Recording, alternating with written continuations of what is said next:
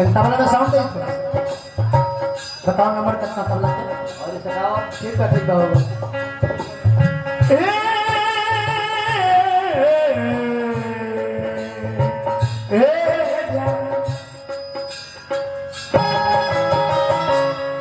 तहरा प्यार में हो गई बेगाना के जान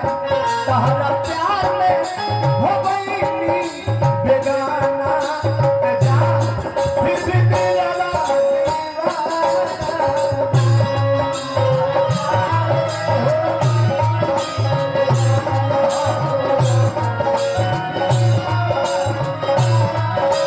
तहरा प्यार में हो गई बेगाना के जान फिर भी तेरा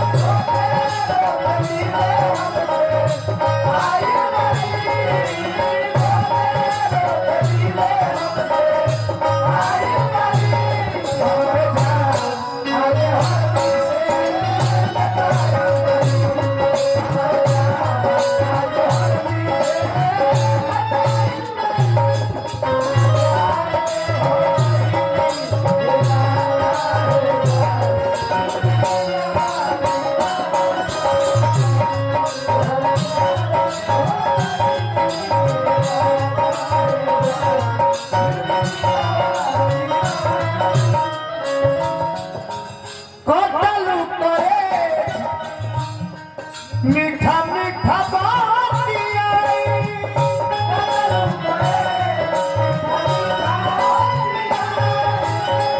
दिहलू दरदिया के मरहा दवाई दिहलू दरदिया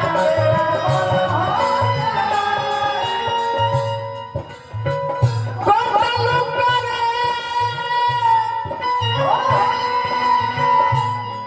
मीठा मीठा बातिया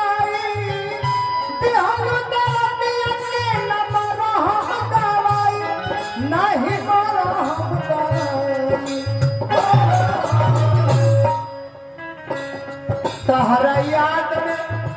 न निकला दे खाना तहरा याद में